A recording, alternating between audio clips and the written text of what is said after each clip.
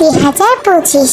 প্রতি বছর এই একটা সপ্তাহ বিশ্ববিদ্যালয়ের সবার জন্য স্বস্তির শ্বাস ফেলার একটা সময়।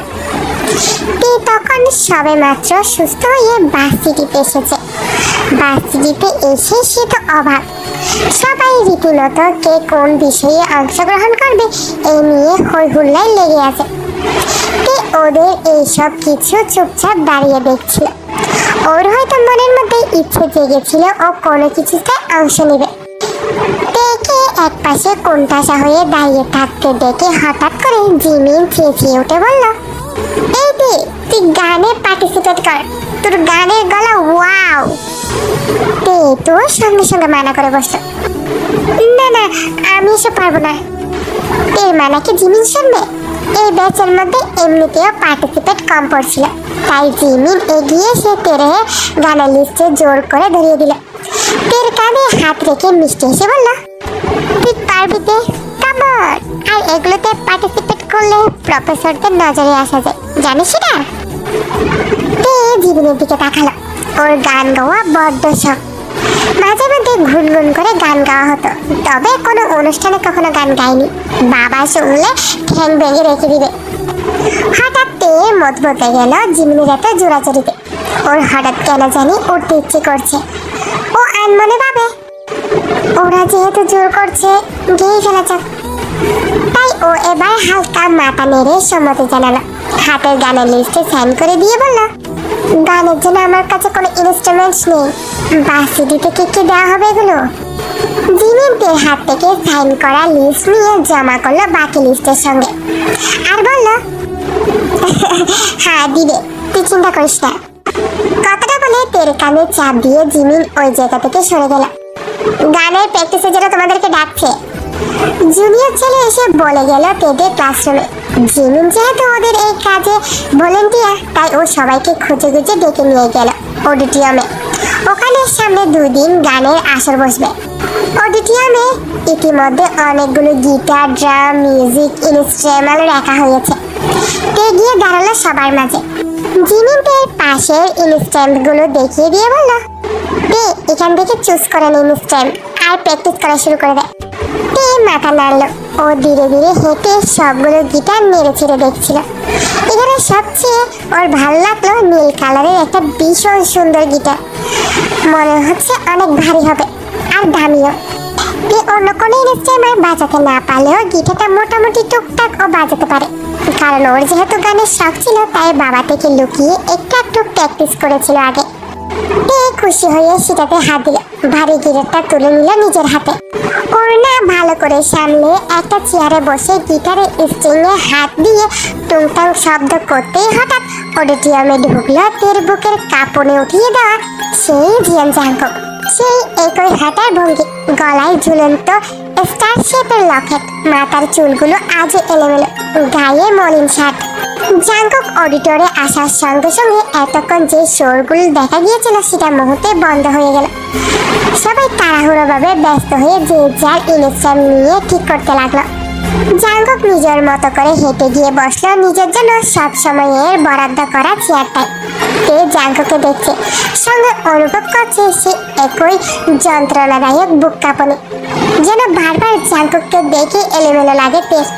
জাংকুককে দেখলেই মনে হয় ছুটে কোথাও পালিয়ে যেতে। এই কেন? এই প্রশ্নগুলোর উত্তর তের মনে কোথাও না কোথাও রয়েছে, কিন্তু ভিতরতে এইসব নিজের মনে কোথাও জায়গা দিতে চায় না। ও ছুটে পালিয়ে যায় এই অনুভূতিগুলো দেখে। তে জিমিনকে চোখের ইশারায় ডাকলো। জিমিন সবার পারফরমেন্স নোট করছিল। তে ডাক শুনে ওর দিকে ঝুঁকল। তে বিরগায়ে জিজ্ঞেস করলো, আচ্ছা জিমিন, সিনিয়র ছেলেগুলো কি আমাদের সঙ্গে পারফরমেন্স করবে? জিমিন তের কথা শুনে ওর দিকে ভ্রু নাচিয়ে পরপর আর চোখে জাংকুকের দিকে চেয়ে হঠাৎ করে শব্দ করে হেসে উঠল। জাংকুককে শুনিয়ে শুনিয়ে বলতে লাগলো, আরে তে, জাংকুক ভাইয়া তো আমাদের ভার্সিটির সেরা গায়ক। সব গানের পারফরমেন্সের উনি জাজ করে, তারপর স্টেজে পারফরমেন্স করার জন্য সিলেক্ট করে। তুই এটা জানিস না? তে জিমিনের এভাবে জোরে জোরে বলা কথাই রীতিমতো ভোঁকড়ে গেল। চোখ বড় বড় করে জাংকুকের দিকে তাকালো। জাংকুক তীক্ষ্ণ চোখে তাকিয়ে রইল ওর দিকে। আমাকে কি ভাববে উনি? আমি চেয়েছি ওনার খবর নিচ্ছি, কিন্তু আমি তো ওনার কথা জিজ্ঞেস করিনি। জাঙ্কুক চেয়ে আছে এখনো, চোখ মুখ কিছুটা অবাক। তার হয়তো আশা করেনি তে ওর সম্বন্ধে জানতে চাইবে। তে অপ্রস্তুত ভাবে চোখ সরিয়ে ফেল দ্রুত। তার দিকে আর একবারও চোখ দেওয়া যাবে না। তে মনে মনে বলে, কিভাবে যেন তাকায় উনি আমার দিকে, যেন চোখের ইশারে কিছু একটা বলতেছে উনি আমাকে। তে গিটারে সুর তুলছে। জাঙ্কুক তখনও আশেপাশে কি যেন খুঁজেই চলেছে। হঠাৎ তের হাতের দিকে চোখ গেল জাঙ্কুকের। ওর হাতে জাঙ্কুকের সেই গিটার। জাঙ্কুক গিটারটা দেখে অবাক। তেকে দেখলো গোল গাল চেহারার মেয়েটা, কিন্তু গম্ভীর ভাব তার মধ্যে রয়ে গেছে। গম্ভীর স্বরে সবার মধ্যে ডাকলো জাঙ্কুক, তে। তে চমকে উঠে তাকালো। জাঙ্কুকের আচমকা ডাক সবাই ওর দিকে তাকালো। তে জবাব দিল, জি। জাঙ্কুক বরাবরের মতোই শান্ত স্বরে তের হাতের দিকে ইশারা করে বলল, দিটস মাই গিটার। তে নিজের হাতের দিকে তাকালো, তারপর লজ্জায় পড়ে দ্রুত জাঙ্কুকের দিকে তাকালো। জাঙ্কুক তখন তের দিকে ভ্রু নাড়িয়ে দেখে যাচ্ছে। তে গিটার হাতে উঠে দাঁড়িয়ে জাঙ্কুকের দিকে গিটারটা বাড়িয়ে দিল। জাঙ্কুক হাত বাড়িয়ে গিটার হাতে নিতেই তখন ঘটে গেল অনাকাঙ্ক্ষিত ঘটনা। গিটার নেওয়ার সময় জাঙ্কুকের হাতটা আচমকা ছুঁয়ে গেল তের আঙ্গুলে। হঠাৎ পুরুষালী এমন রুক্ষ হাতের স্পর্শে তে চমকে উঠে গিটারটা হাত থেকে ফেলে দিল। সম্পূর্ণ অডিটোরিয়ামে ঝমঝমাঝম শব্দ হলো। জাঙ্কুক হতভম্ব চোখে একবার মেঝেতে পড়ে থাকা গিটার দেখে আরেকবার তের মাথা তুলকে দেখছে। ওর এত শখের যত্নে রাখা গিটার। এমন একটা ঘটনায় ভীষণভাবে অপরাধ বোধে ভুগল। দ্রুত গিটার মেঝে থেকে তুলে জাঙ্কুকের পাশের চেয়ারে রেখে দিল। আইটাই করে উঠে বলল, আমি ভীষণভাবে সরি, আমি বুঝতে পারিনি এটা এইভাবে। I am so sorry. গিটারটা মনে হয় ঠিক আছে, এখনো নষ্ট হয়নি সম্ভবত। চোখ মুখ কুচকে জাঙ্কুককে বারবার সরি বলছে। জাঙ্কুক স্থির চোখে তের মুখের দিকে চেয়ে রইল। একটা সময় নিজের চোখ সরিয়ে গিটার হাতে নিয়ে ও বলল, রিল্যাক্স, আমি চেক করছি, ওয়েট। তে চুপচাপ গিয়ে বসলো নিজের চেয়ারে। জাঙ্কুক গিটারের স্ট্রিংয়ে আঙ্গুল লাগিয়ে সুর তোলার চেষ্টা করলো, অথচ সুরগুলো ছন্দবদ্ধ হচ্ছিল বারবার। তে তীব্র অপরাধবোধ নিয়ে জাঙ্কুককে দেখছে। জাঙ্কুক বিরক্ত হয়ে গিটারটা রেখে দিল। পাশ থেকে একটা ছেলে বলল, ভাই, গিটারটা মনে হয় ঠিক করাতে হবে। জাঙ্কুক হাত দিয়ে আটকে দিয়ে বলল, আমি করে নেব এটা, তোরা প্র্যাকটিস কর, আমার যেতে হবে। জিয়ন জাঙ্কুক পড়াশোনায় ফাঁকিবাজি হলেও গানের ব্যাপারে ও একদম অন্যরকম। ওর শখ এটা, যা ওর একাকিত্ব দূর করতে ব্যবহার করে এসেছে ছোট থেকে। বাসার দরজা বন্ধ করে গান গাইতো। তবে যখন থেকে জাঙ্কুকের অ্যাংজাইটি অ্যাটাক হওয়া শুরু করলো, ডাক্তারের কথা মতো জাঙ্কুককে তখন ভার্সিটির গানের প্রোগ্রামগুলোতে নাম জড়িয়ে দিল যে হোক। বকাটে উচ্ছৃঙ্খল জিয়ন জাঙ্কুক এই একটা ব্যাপারে ভীষণ যত্নবান। ও নিজে থেকে ভার্সিটির প্রোগ্রামে গান গায়, তবে আজ অব্দি কোনো পুরস্কার নেয়নি গানের জন্য। ও এমনি গান গায়। গান গাওয়া শেষ হলেই ওকে আর খুঁজে পাওয়া যায় না। ও ছুটে বেড়ায় নানা দিকে। পরবর্তীতে প্রফেসররা বিরক্ত হয়ে জাঙ্কুককে প্রাইজ দেওয়া বন্ধ করে দিয়েছে রীতিমতো। সেসব কথা যাক, আপাতত সবাই প্র্যাকটিস শুরু করেছে। তে অন্য আরেকটা গিটার হাতে তুলল। জাঙ্কুকও আরেকজনের গিটার নিল নিজের হাতে। ও আলগোছে সেটা হাতে নিয়ে স্ট্রিংয়ে হাত নাড়াতে নাড়াতে আরও একবার তের দিকে তাকালো। ভাবেও সামান্য হাত ছুতেই এই মেয়ের এত করুণ অবস্থা থেকে হঠাৎ করে গম্ভীর জাঙ্কুক যেন হাসি পেয়ে গেল। এতটা নাজুক মেয়ে তো আর ঢাকা শহরে সবসময় দেখা যায় না। বলতে চাই এই প্রথম দেখেছে জাঙ্কুক।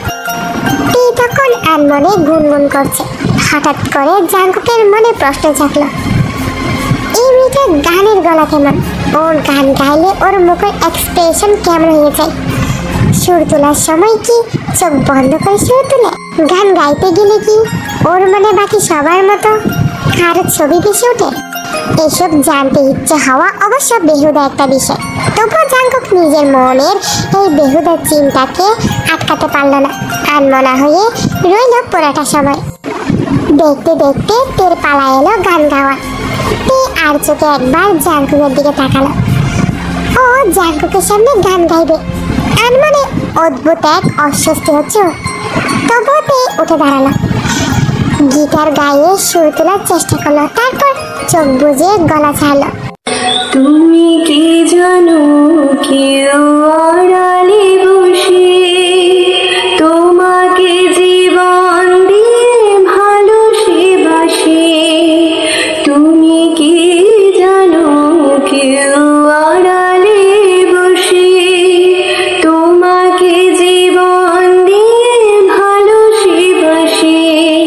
তার মনের যত কথা, তার গোপন প্রেমের ব্যথা বলে যায় আমার গান, আজ বলে যায় আমার গান।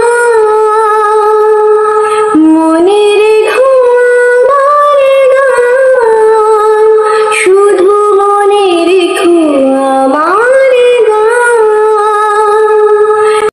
গান শেষ হলে সবাই করতালি দিল।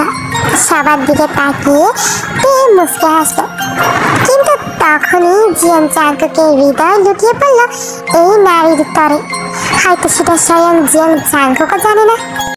সবার গানের প্র্যাকটিস শেষ হলো। জাঙ্কুক ওর নষ্ট গিটারকে কাঁধে ঝুলিয়ে বেরিয়ে এলো অডিটর থেকে। জাঙ্কুক বাইকের চাবি হাতে ঝুলিয়ে বাইকের দিকে এগোচ্ছে, পেছনে ওর সঙ্গপঙ্গরা। জাঙ্কুকের গিটার দেখে সুগা বলল, জাঙ্কুক, তোর গিটার নাকি ভাবি ভেঙে ফেলেছে? জাঙ্কুক বিরক্ত হয়ে তাকালো সুগার দিকে আর বলল, ডোন্ট কল হার ভাবি, ওকে? সুগা হেসে ফেললো আর বলল, যে গিটার তুই আমাদের ছুতে দিসনি কোনোদিন, গিটারের উপর ছোটবেলা থেকে লিখে রেখেছিস ডোন্ট টাচ। এখন একটা বাইরের মেয়ে এসে দ্য ফেমাস জিয়ান জাঙ্কুকের গিটার নষ্ট করে ফেললো আর তুই কিছু বলি না। তুই আমাদের সেটা বিশ্বাস করতে বলছিস, তাই তো? পাশ থেকে বোগান টিকটিকি কেটে বলল, ভাই জাঙ্কুক, তুই প্রেমে পড়া 2 নাম্বার স্টেশনে আছিস, এটা কিন্তু ফাইনাল।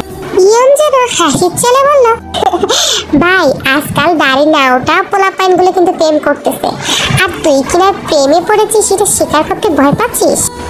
জাঙ্কুক ভ্রু কুঁচকে ফেলল আর বলল, আমি ভয় পাচ্ছি? ইয়নজন হেসে উঠে বলল, হ্যাঁ পাচ্ছিসই তো, তোরে তো আমি। কথাটা বলে জাঙ্কুক ইয়নজনের দিকে তেড়ে গেল।